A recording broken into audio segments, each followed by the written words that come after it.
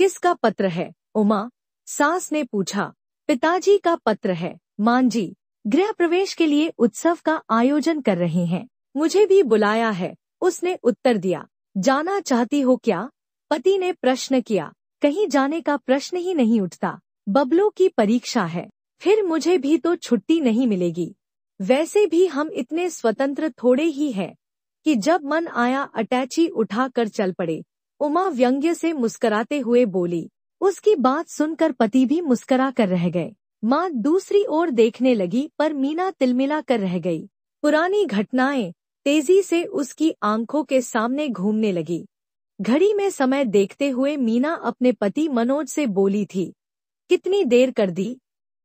गाड़ी छूटने में केवल 1 घंटा रह गया है। मैंने तुम्हारे कार्यालय में कई बार फोन किया था, कहाँ चले गए थे? क्यों, कहाँ जाना है? क्या मुझे और कोई काम नहीं है जो सदा तुम्हारी ही हाजिरी में खड़ा रहूं? मनोज सुनते ही झुंझला गया था। कितनी जल्दी भूल जाते हो तुम?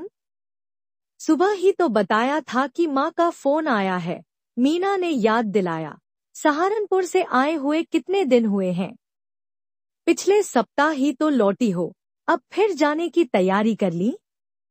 अरे तो क्या हो गया, बेटी हूँ उनकी, बुलाएंगे तो क्या जाऊंगी नहीं? तुम क्या जानो माता पिता अपनी संतान से कितना प्यार करते हैं, मीना नाटकीय अंदाज में बोली। तुम्हारे कुछ ज्यादा ही करते हैं, मेरे भी माता पिता हैं। 1 वर्ष हो गया विवाह को, कितनी बार गया हूँ मैं? पुरुषों की बात दूसरी है, तुम तो पिछले 10 वर्ष से छात्रावास में ही रहते आए हो, अब भला उन्हें तुमसे कितना लगाव होगा? तुम तो परिवार के साथ रहते हुए अधिकतर मित्रों के साथ ही घूमते रहते हो, इसीलिए तो तुम्हारे माता पिता तुम्हें याद नहीं करते। व्यर्थ की बातें करने की आवश्यकता नहीं है। मांझी का फिर फोन आए तो कह देना, अभी आना संभव नहीं है, यहाँ मेरे माता पिता भी आने वाले हैं। क्या? हाँ, आज ही पत्र आया है। मनोज ने एक अंतर्देशीय पत्र निकालकर सामने रख दिया था। तब तो और भी आसान है, मांझी आ जाएंगी तो तुम्हें खाने पीने की भी सुविधा हो जाएगी और अकेलापन भी नहीं अखरेगा। मीना ने छोटी बच्ची की तरह प्रसन्न होकर कहा। जरा सोचो, विवाह के बाद पहली बार वे लोग आ रहे हैं, तुम चली जाओगी तो उनके मन को कितनी ठेस पहुंचेगी। मनोज ने समझाने का प्रयत्न किया। मेरे माता पिता की भावनाओं की भी कुछ चिंता है तुम्हें? मैं उनकी इकलौती बेटी हूँ। कजरी तीज का व्रत बड़ी धूमधाम से मनाते हैं हम लोग। 3 दिन तक उत्सव चलता है, मैं नहीं गई तो माँ कितना बुरा मानेंगी। मीना तैश में आ गई। हर बार मैं तुम्हारी बात मानता हूँ, इस बार मेरी बात मान लो। विवाह की वर्षगांठ आ रही है, सब साथ रहेंगे तो कितना अच्छा लगेगा। मनोज ने मिन्नत की। देखो, ट्रेन का समय हो रहा है, व्यर्थ के तर्क वितर्क में उलझने का समय नहीं है। यदि तुम यह समझते होगे कि तुम जोर देकर मुझे रोक लोगे तो यह बात भूल जाओ। तुम मेरे साथ नहीं चले तो मैं स्वयं ही चली जाऊंगी। स्टेशन तक का मार्ग मुझे भी मालूम है, मीना का उत्तर था। तो ठीक है, चली क्यों नहीं जाती? मेरी भी जान छूटे, माता पिता से इतना ही प्यार था तो विवाह क्यों किया था? मनोज क्रोध में इतनी जोर से चीखा कि मीना एक क्षण को तो स्तंभित रह गई, किंतु दूसरे ही क्षण चेहरा क्रोध से लाल हो गया और वह फूट फूट कर रो पड़ी। 2 दिन तक दोनों के बीच मौन छाया रहा। मीना ने खाना पीना छोड़ रखा था। मनोज ने मनाने का प्रयत्न किया तो वह और बिफर पड़ी। ठीक है, पहले खाना खा लो, तुम जाना ही चाहती हो तो छोड़ आऊंगा। किसी को जबरदस्ती यहाँ रोक कर रखने का मेरा कोई इरादा नहीं है, और उससे लाभ ही क्या है? अंततः मनोज ने दुखी होकर हथियार डाल ही दिए थे और मीना सहारनपुर आ गई थी। 6 महीने बीत गए थे। मनोज ने मीना की सुधि नहीं ली थी और मीना को भी जिद थी कि वह बिना बुलाए जाएगी नहीं, किंतु आज उमा भाभी का व्यंग्य उसके सीने को चीरता निकल गया था। वह इतनी नादान भी नहीं थी कि इतनी सी बात भी न समझ पाती। वह फिर सोचने लगी। भाभी की बात सुनकर माँ भी चुप रह गई थी। इस बात ने उसे और अधिक आहत किया था। पहले भी माँ कई बार मीना को खोद खोद कर पूछ चुकी थी कि इतने दिन बीत गए हैं, मनोज का कोई पत्र क्यों नहीं आया। उन्हें पत्र लिखने की आदत नहीं है। माँ, वह हंसने का प्रयत्न करती पर हंस न पाती, किंतु आज इस घटना ने उसे पूर्णतः उद्वेलित कर दिया था। अपने कमरे में वह अकेली बैठी चुपचाप आंसू बहाती रही। अरे मीना, क्या बात है? शाम होने को आई, अभी तक सो रही हो? अचानक उमा ने आकर कमरे की बत्ती जलाई तो वह चौंक कर उठ बैठी और वर्तमान में आ गई। रोते रोते कब आंख लग गई थी, वह समझ ही न पाई। तबीयत ठीक नहीं है भाभी, बत्ती बुझा दो, वह बोली। बुखार तो नहीं है? भाभी ने माथा छूते हुए कहा। नहीं, बुखार नहीं, सिर में तेज दर्द है। सिरदर्द में भी भला कोई इस तरह बिस्तर पर पड़ा रहता है? चलो, एक गोली खा लो और चाय पी लो, दर्द ठीक हो जाएगा। आज तुम्हारी चचेरी बहन सुधा का विवाह है, वहाँ भी तो जाना है। उठो, तैयार हो जाओ। उमा ने कहा। मेरी ओर से सुधा से माफी मांग लेना भाभी, मैं नहीं जा सकूंगी। जी बिल्कुल अच्छा नहीं है। मीना की आंखें डबडबा आईं। मीना, तुम्हारे सिरदर्द का कारण मैं जानती हूँ। सुबह की मेरी बात पर नाराज हो न? उसी समय तुम्हारा चेहरा देखकर मैं अपने मुंह से निकले उस व्यंग्य पर पश्चाताप से भर उठी थी। पर क्या करूं? कमान से निकले तीर की तरह मुंह से निकली इस बात को मैं लौटा तो नहीं सकती, पर क्या अब तुम यह चाहती हो कि मैं बड़ी होकर तुमसे माफी मांगूं? उमा दुखी स्वर में बोली। कैसी बातें करती हो भाभी, मैं भला तुम्हारी बात का बुरा क्यों मानूंगी? मीना उदास स्वर में बोली। क्या तुम सचमुच सोचती हो कि तुम्हारा यहाँ रहना मुझे बिल्कुल अच्छा नहीं लगता? उमा ने कहा। मैंने ऐसा कब कहा भाभी?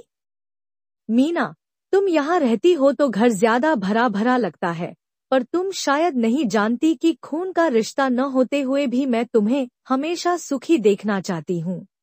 तुम्हारे चेहरे पर घिरती दुख की छाया अब पूरे परिवार को भी घेरने लगी है। तो क्या तुम चाहती हो कि मैं जाकर मनोज के पैर पकड़ूं? पैर मत पकड़ो, पर कम से कम उसकी कुशलता जानने के लिए फोन तो कर सकती हो, पत्र तो लिख सकती हो। उसे भी तो लगे कि उसकी पत्नी को उसकी चिंता है। मुझे यहाँ आए 6 माह हो गए, किसी ने मेरी चिंता की? किसी न किसी को पहल करनी ही पड़ेगी। मीना, सच बताना, तुम मनोज से लड़कर आई थी ना? हाँ। मीना ने सिर हिलाते हुए आंखें झुका ली। मैं तो उसी दिन तुम्हारा उतरा चेहरा देखकर समझ गई थी, और मैं नहीं सोचती कि माँ या पिताजी की अनुभवी आंखों से यह तथ्य छिपा रहा होगा। इसीलिए तो लोग कहते हैं कि विवाह के बाद बेटी पराई हो जाती है। सब कुछ जानते हुए भी वे तुमसे कुछ नहीं कह सकते और मनोज से संपर्क करने को शायद उनका आड़े आ जाता है। उमा बोली। मैं क्या करूं? मेरी तो कुछ समझ में नहीं आ रहा। मेरी मानो तो इस बात को प्रतिष्ठा का प्रश्न मत बनाओ। ये छोटी छोटी बातें ही वैवाहिक जीवन में विष घोल देती हैं। मनोज और उसके परिवार के लोग भले हैं, पर वे भी शायद हम लोगों की तरह पहल नहीं करना चाहते। अब तो तुम्हें ही निर्णय लेना है कि तुम क्या चाहती हो।